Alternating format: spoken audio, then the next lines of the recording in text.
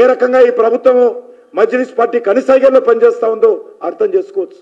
ఈరోజు పూర్తిగా కాంగ్రెస్ పార్టీ ప్రభుత్వం ఇప్పుడు గతంలో బీఆర్ఎస్ ప్రభుత్వం మజ్లిస్ పార్టీ కనిసైగల్లో పనిచేస్తా ఉన్నాయి. ఈ రెండు ప్రభుత్వాల నేతృత్వంలో ఆడిందే ఆటగా పాడిందే పాటగా మజ్లిస్ పార్టీ వ్యవహారం చేస్తా ఉంది. తెలంగాణకు దేశానికి పట్టినటువంటి చీడ పురుగు మజ్లిస్ పార్టీ అని సందర్భంగా మనం చేస్తున్నాం. మనకు స్వాతంత్రం రాకముందు నుంచి కూడా నిజాం టైం నుంచి కూడా మనకు ఈ యొక్క మజ్లిస్ పార్టీ నాటి రజాకారులు ఆనాడు పెట్టినటువంటి పార్టీ మరి ఈ రోజు వరకు కూడా హిందువుల మనోభావాలతో చెలగాట మాట ఏదైతున్నదో మంచిది కాదనే విషయాన్ని ఈ సందర్భంగా నేను మనవి చేస్తున్నాను. మజ్లిస్ పార్టీ హైదరాబాద్ నగరంలో ఒక రాజ్యాంగేతర శక్తిగా ఎదుగుతా ఉంది.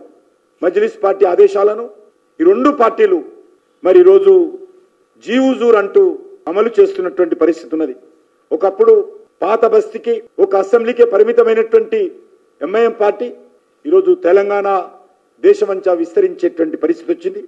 గతంలో బీఆర్ఎస్ పార్టీ 10 సంవత్సరాల అధికారంలో ఉంటే కేసీఆర్ ఏ రకంగా మజ్లిస్ పార్టీని పోషించాడో పొగిడాడో మనం చూశాం. నేను విమానం తీసుకొని నేను అసదుద్దీన్ ఓవైసీ దేశమంతా తిరుగుతాం, బీజేపీ వ్యతిరేకంగా దేశ ప్రజలను సంఘటితం చేస్తామన్నాడు. పాపం ఆయన పోయి ఫామ్ హౌస్ లో ఉన్నాడు. మరి ఈరోజు కేసీఆర్ బాధ్యత రాహుల్ గాంధీ రేవంత్ రెడ్డి తీసుకున్నట్టుగా కనిపిస్తున్నది. ఇప్పుడు జూబ్లీహిల్స్ ఎన్నికల్లో కూడా 2014లో మజ్లిస్ నుంచి పోటీ చేసినటువంటి అభ్యర్థిని ఈరోజు రంగంలోకి దింపారు. నాకు తెలిసినంత వరకు కాంగ్రెస్ పార్టీ అభ్యర్థిగా ఎవరుండాలనేటువంటి విషయము గాంధీ భవన్ లో నిర్ణయం కాలే, ఆల్ ఇండియా కాంగ్రెస్ పార్టీ ఆఫీసులో నిర్ణయం కాలే, దారుసలాంలో నిర్ణయం జరిగింది. అందుకే ఈరోజు ఎంఐఎం పార్టీ నాయకులందరూ కూడా విస్తృతంగా ప్రచారం చేస్తా ఉన్నారు. మజ్లిస్ పార్టీ ఆదేశాలతో సైనికులకు సంబంధించినటువంటి భూమి, మిలిటరీకి సంబంధించినటువంటి భూమి కబ్రస్థాన్లో కేటాయించారు. నోటిఫికేషన్ వచ్చిన రోజే, ఎలక్షన్ నోటిఫికేషన్ వచ్చిన రోజు ఎర్రగడ్డలో కూడా ఖాళీల మధ్య, బస్తీల మధ్య, అపార్ట్మెంట్ల మధ్య ఇల్లీగల్ గా బలవంతంగా అక్కడ కూడా మరి కబ్రస్థాన్కి ఇవ్వడం జరిగింది. బీఆర్ఎస్ ను గద్దెదింపిన తర్వాత మజ్లిస్ పార్టీ ఈరోజు కాంగ్రెస్ పక్కన చేరింది.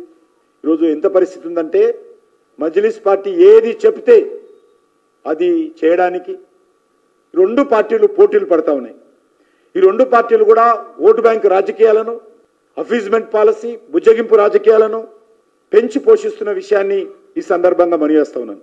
ఈరోజు కాంగ్రెస్ పార్టీ ముసుగులో మజ్లిస్ పార్టీ జూబ్లీహిల్స్ లో పోటీ చేస్తా ఉంది. అందుకే అనేక రకాలుగా కొత్తగా వార్తలు వింటున్నాను. మొన్న 2 సంవత్సరాల క్రితం అంటే 18 నెలల క్రితము జూబ్లీహిల్స్ లో కాంగ్రెస్ పార్టీ అభ్యర్థిగా పోటీ చేసినటువంటి వ్యక్తిని, ఎమ్మెల్యే కాదు, ఎమ్మెల్సీ కాదు, ఆ నియోజకవర్గానికి సంబంధించినటువంటి పోటీ చేసినటువంటి వ్యక్తిని ఎలక్షన్స్ జరుగుతుంటే మరో వారంలో పోలింగ్ జరుగుతుండగా మరి ఏ రకంగా గతంలో ఓడిపోయినటువంటి అభ్యర్థిని మంత్రిగా చేస్తున్నారో, ఎవరి కోసం మంత్రిగా చేస్తున్నారో, ఎవరిని ఉద్ధరించడం కోసం మంత్రిగా చేస్తా ఉన్నారో, ఎవరి లబ్ధి పొందడం కోసం మంత్రిగా చేస్తా ఉన్నారో, ఎవరికి మేలు చేయడం కోసం మంత్రిగా చేస్తా ఉన్నారో 2 సంవత్సరాలుగా ఎందుకు చేయలేదు? మీకు మైనార్టీల ప్రేమేమి ఉంటే ఎందుకు 2 సంవత్సరాలుగా మంత్రి చేయలేదు? ఎన్నికలకు ముందు జ్ఞాపకం వచ్చిందా? ఈరోజు కాంగ్రెస్ పార్టీ చెప్పాలి. తెలంగాణ ప్రజలు కూడా అర్థం చేసుకోవాల్సిన అవసరం ఉంది. ఓట్ల కోసం ఏ రకంగా కాంగ్రెస్ పార్టీ కక్కుర్తి పడతా ఉందో, ఏ రకంగా విన్యాసాలు చేస్తా ఉందో, కబ్రస్థాన్ల భూమి పేరు మీద, మంత్రి పదవుల పేరు మీద మజ్లిస్ పార్టీని బుజ్జగించేటువంటి వ్యవస్థలో ఏ రకంగా కాంగ్రెస్ పార్టీ మరి ఈరోజు వ్యవహరిస్తుందో తెలంగాణ ప్రజలు అర్థం చేసుకోవాల్సిందే కనిపిస్తా ఉన్నాను. ఓవైసీ కానీ మజ్లిస్ పార్టీ ఎమ్మెల్యేలు కనిపిస్తే ఈ రెండు పార్టీలు వంగి సలాంలు కొడుతున్నటువంటి పరిస్థితి కనిపిస్తాం. వీళ్లకు సామాన్య ప్రజల ఓట్లు అవసరం లేదా? మజ్లిస్ పార్టీ మద్దతుంటే చాలు, మేము తెలంగాణలో రాజ్యాధికారం చెలాయిస్తాం ఇదే విధంగా అనేటువంటి ఆలోచనతో ఉన్నారు. కాబట్టి ప్రజలు ఆలోచన చేయాల్సిన అవసరం ఉంది. మజ్లిస్ పార్టీ మద్దతు కోసం కుహాన లౌకికవాదంతో, బుజ్జగింపు రాజకీయాలతో ఎంతకైనా ఈరోజు కాంగ్రెస్ పార్టీ, బీఆర్ఎస్ పార్టీ తెగించే విధంగా వ్యవహారం చేస్తున్నాయి.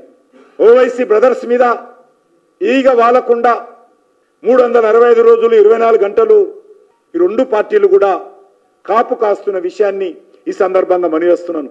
గతంలో పోటీ చేసినటువంటి మజ్లిస్ పార్టీ ఈరోజు ఎందుకు తమ పతంగు గుర్తు మీద, మజ్లిస్ పార్టీ గుర్తు మీద పోటీ చేయడం లేదో ఓల్డ్ సిటీ ప్రజలు మజ్లిస్ పార్టీని నిలదీయాల్సిన అవసరం ఉంది.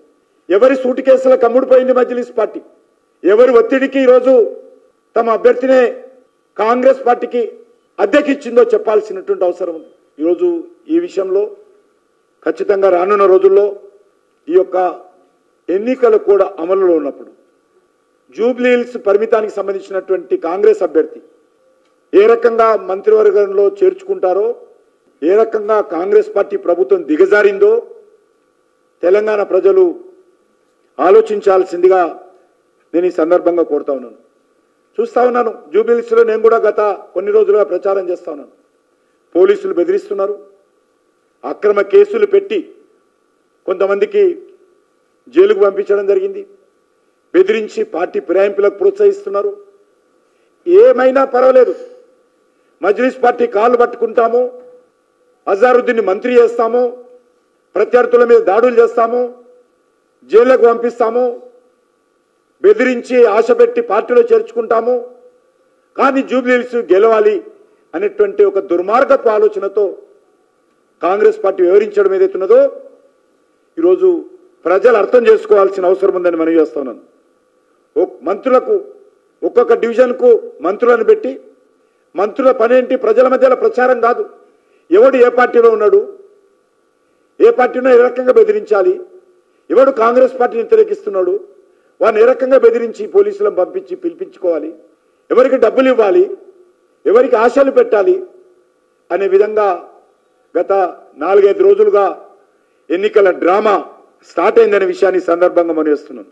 కాంగ్రెస్ పార్టీకి అర్థమైంది, బీఆర్ఎస్ పార్టీకి అర్థమైంది. ఈరోజు భారతీయ జనతా పార్టీ ప్రచారం ప్రారంభమైన తర్వాత వాళ్ళు అనుకుంటున్నారు మేము సర్వే చేయించుకుంటున్నాము, సర్వేలో చాలా తక్కువగా ఉంది, మాకే ఎక్కువగా ఉందని ఇద్దరు 2 పార్టీలు జబ్బలు చర్చుకుంటున్నారు. కానీ ఖచ్చితంగా ఏదైతే దుబ్బాకలో జరిగిందో, ఏదైతే హుజూరాబాద్లో జరిగిందో, ఏదైతే మహబూబ్ నగర్లో జరిగిందో, అదే ఇక్కడ ఈ ఉప ఎన్నికలో జరిగిందో అదే ఇక్కడ మరి మళ్ళీ కనిపిస్తుందనే విషయాన్ని ఈ సందర్భంగా నేను మనవి చేస్తా ఉన్నాను.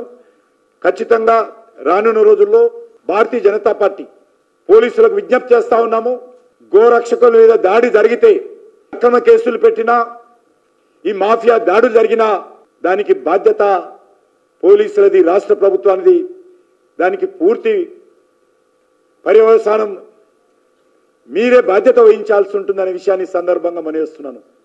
తుపాకుల దాకా దిగిందంటే మరి పరిస్థితి ఏ రకంగా దాపురించిందో, మరి చాలా ప్రమాదకరమైనటువంటి పరిస్థితుల్లో తెలంగాణలో ప్రభుత్వ వ్యవస్థ కనిపిస్తుందనే విషయాన్ని ఈ సందర్భంగా మనవేస్తూ సెలవు తీసుకుంటున్నాను.